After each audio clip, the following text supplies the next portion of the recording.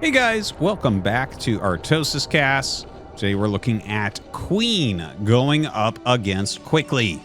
Obviously you know who Queen is, two-time ASL champion, just doing fantastically right now in really strong shape. And yeah, I mean, what else do you really need to say about Queen? He's just one of the strongest players. Quickly has been on this channel. Him and Air Foyu are in exactly the same spot in my brain. Okay, where these are two very strong Protoss players, but if you only watch ArtosisCasts, you can be tricked into thinking that they're weak because they're a little bit of like punching bags for the very top guys. Like they have, both of them have a lot of losses on this channel because I'm casting them against the very best players. But these are literally, like, Quickly is one of the best Protosses in the world. It's just like, he's not quite to ASL yet. You know, I would say he's 2 steps below ASL right now, where like right on the edge of ASL are players like Motive or Rich, if he would play the qualifiers. Who knows what's going on there still. And then below that is like that next tier of Protoss where like they're close to being that level where it's like, oh yeah, no, watch this guy in the qualifiers. But yeah, very strong players. Definitely take games off pros regularly. And here we are on Eclipse. Eclipse has been a pretty fun PvZ map overall. Yeah. So let's see how it goes. It looks like we have a little bit of an overpool here. Just the very safe build, very popular build for Zergs nowadays. You know, it was the most popular build for PvZ or ZVP for a long time. And then Hatch first kind of took over for a bit. And it's kind of gone back to overpool. Wow, he lost that a little bit quick.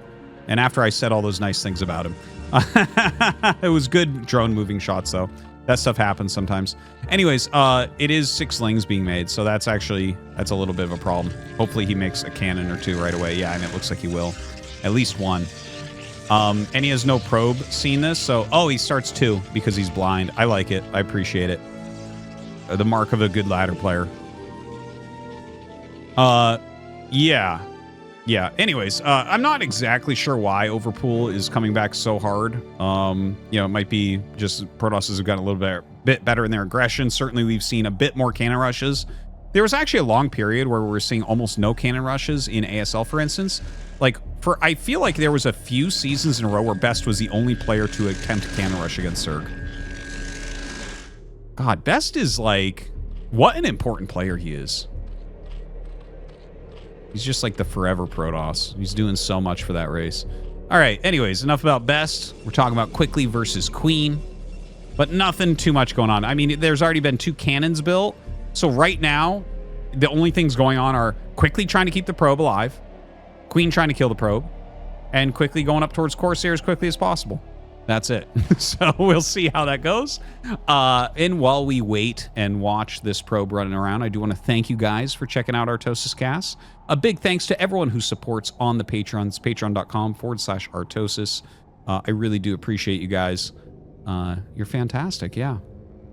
And I'm always trying to improve the channel. I do read all the feedback and everything. And yeah, well, I try to read all the feedback. You guys know how it is. If I go to the bathroom, I try to check the comments at that time and take into consideration anything I see being typed in there. But yeah, thank you very much. Thank you to everyone who has support on the Patreon. Patreon.com/Artosis. You can see the link in the profile as well. Okay, so this probe right now has kept itself alive very well. You know, you want to keep it alive so you can see Hydra's coming more quickly, but of course he does have... Well, he doesn't have the Stargate yet. He has the Cybernetics core right now making, but he will get the Stargate and throw a Corsair towards Queen's base, almost certainly. Very rare to see non-Stargate openers. Very rare. And you might say, oh, no, it's not. Well, it's not rare if they open with, like, a Hydra all-in or something like that, or a Ling all-in. Then sometimes you can skip that Stargate and do something else. But in any game that looks like this, you just simply must go Stargate.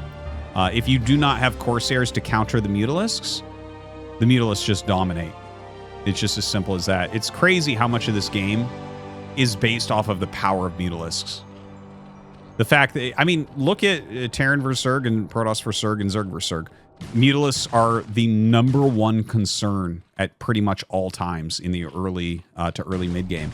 Like basically for the first 7 minutes or so in each matchup, it's like, well, how quick are the mutas going to be?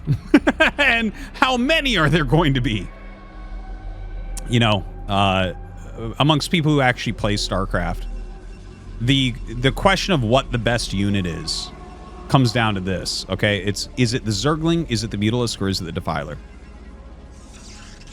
And there's good answers for all. Zergling is tier 1. Like, you get it from the beginning of the game. It's used in every matchup consistently.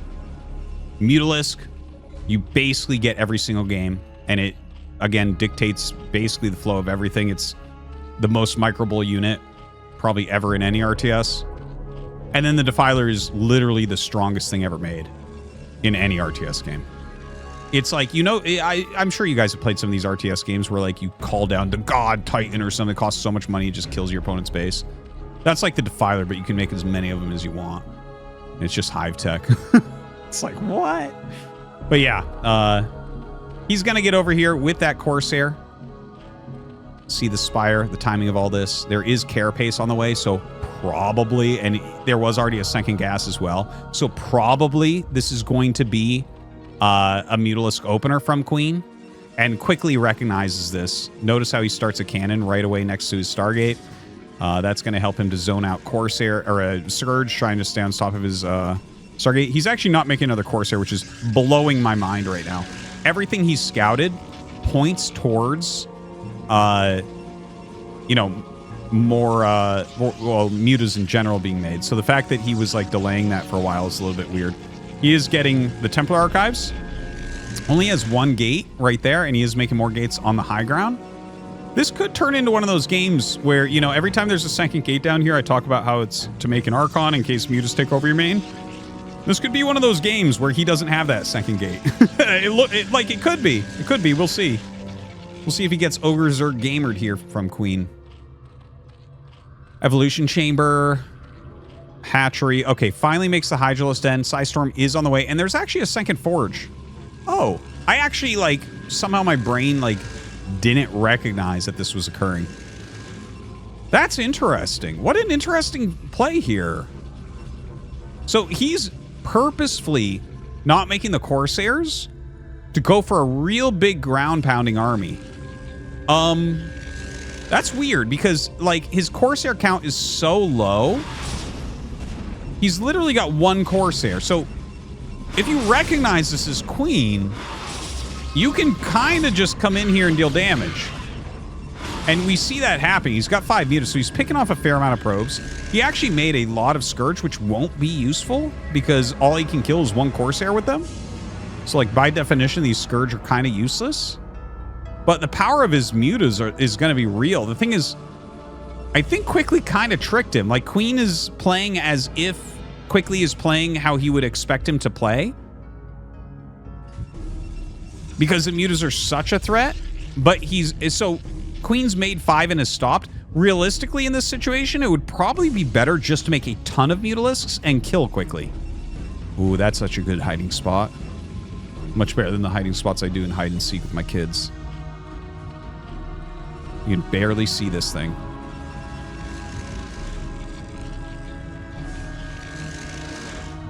Now, Queen's Nest on the way.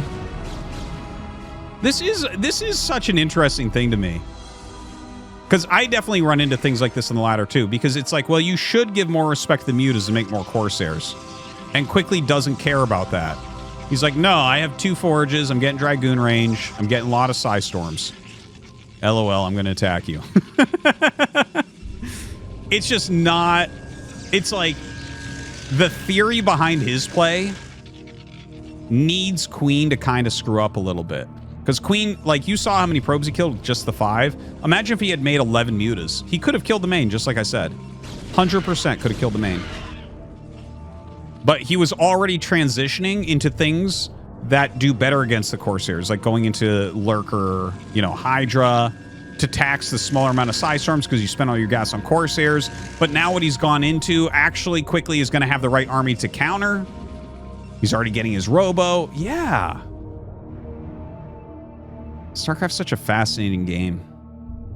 This is really why, you know, people try to say that it's like chess. I find it to be more like poker. Because, like, look at this. You know, if this was chess and he's like, oh, so you didn't develop your Corsair to B2? Well, I move more Queen mutas. Yeah, that's his name, Queen, right? And checkmate. Bam. Took your king.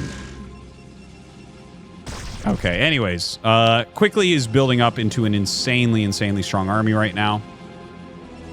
He should get his observatory. Where's his observatory? He's got 1-1. He's about to have 2-1, which is pretty darn strong. Where is his observatory? We already have the Defiler mound on the way. Adrenal. Hydra range. This is a weird game. This is a very weird game. The fact that we're at 11 minutes and we already have the Defiler mound being made. What is this? Zerg versus Terran?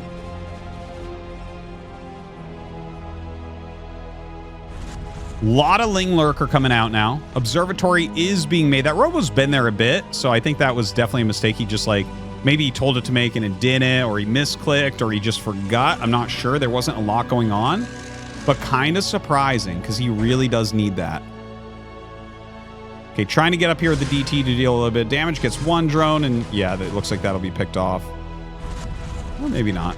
The Overlord floating up very slowly.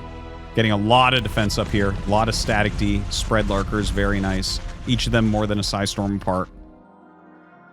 Some good defense for quickly going up. Kadarin Amulet coming up as well as 3-2. That is some crazy upgrades. Yeah, these zealots are not going to care about those lings at all. 2-1 to +1 carapace. You need you need one more attack upgrade than Zerglings have carapace to two-shot them with the zealots. And obviously they have a base armor, so like that's 2 armor there against +0 Zerglings at the moment. All right, consume on the way.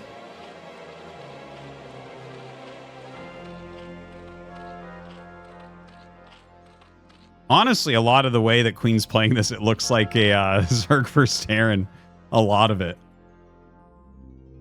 4th base. What is this game? No rush, 35 minutes? Like, what is going on here?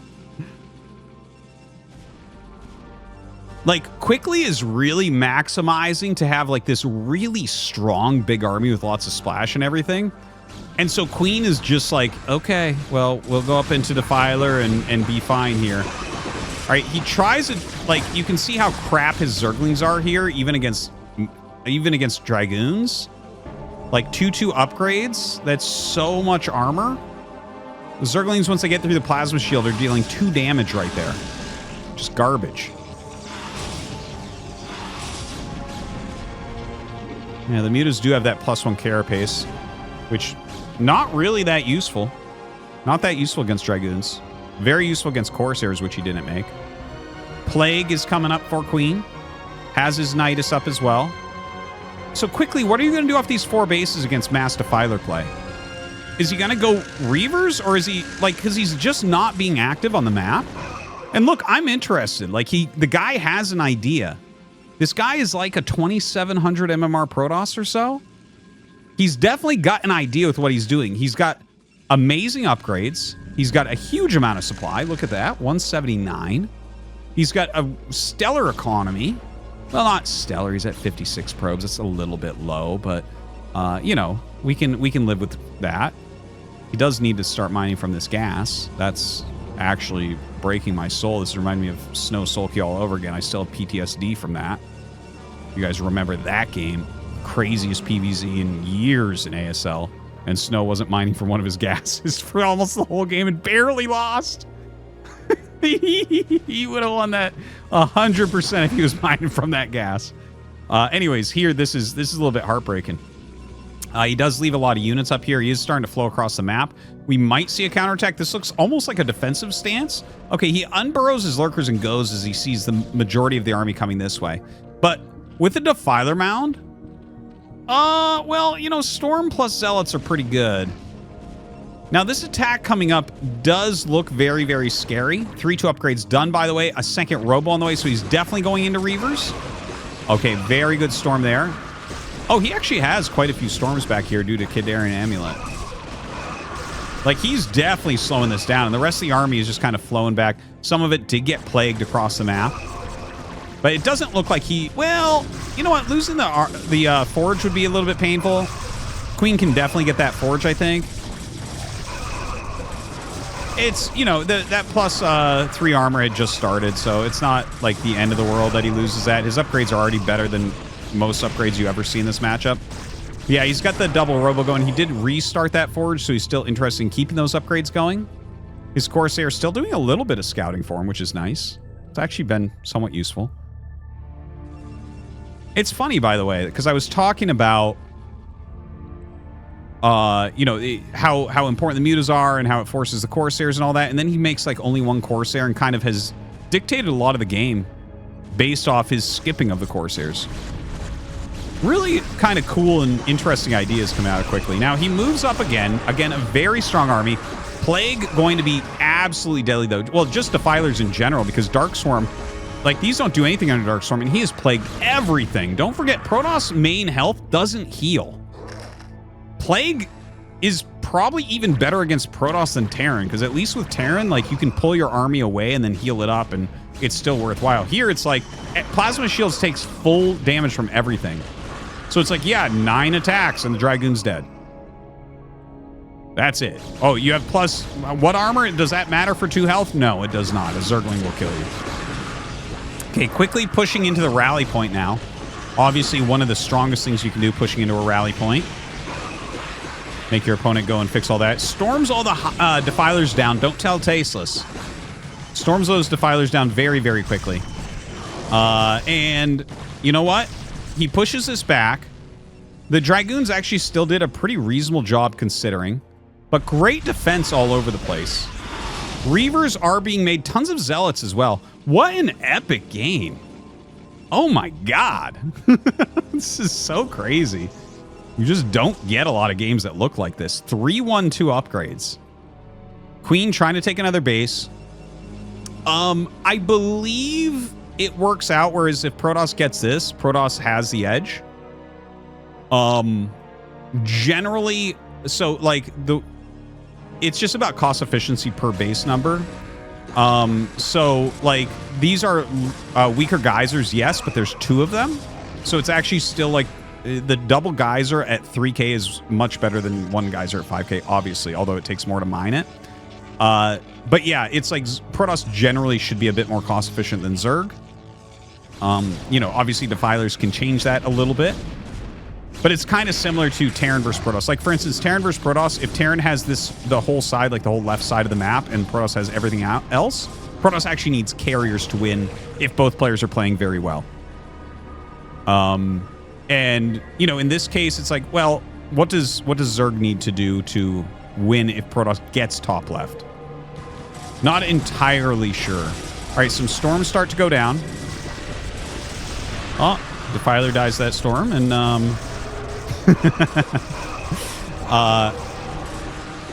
well, you know, this attack from Queen not doing that well. It's a very small attack. It looks like he wanted to get in and get like a decent position with his lurkers and just clear whatever was at the rally real quick, but quickly actually holds it really well. This is a very cool game. I'd love to hear what you guys think strategically about the way Quickly has played this. I'm going to give my ideas on it at the end of the game. But yeah, I would like to hear, because it's a very different approach that he's taking.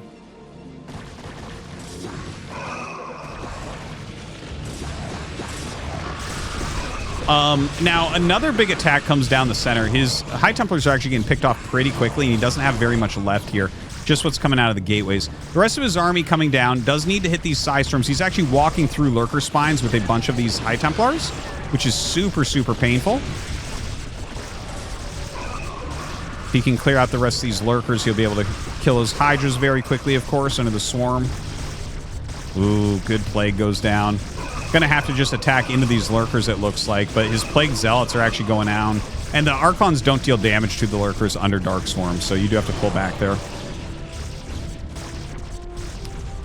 Similar to siege tanks in that way.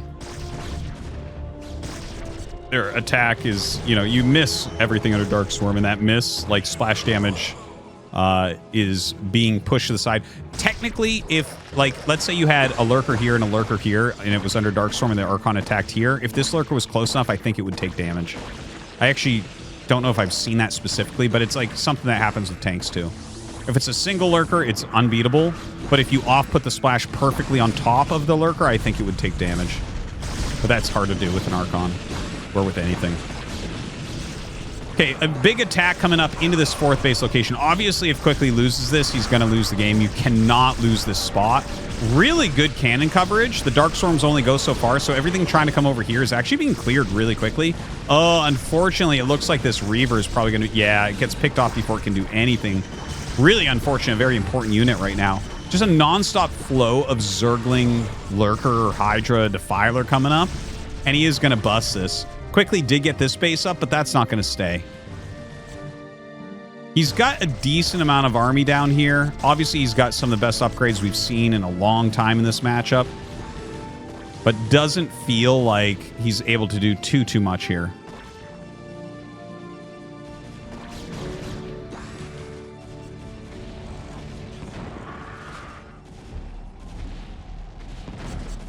Yeah, as he takes out top left, Quickly's chances in this game are approaching 0 very quickly.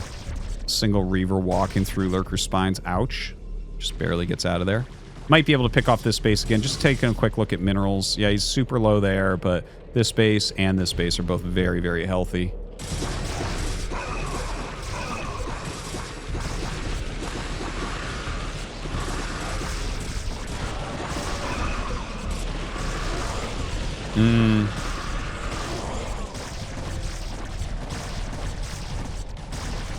That's the last of his army.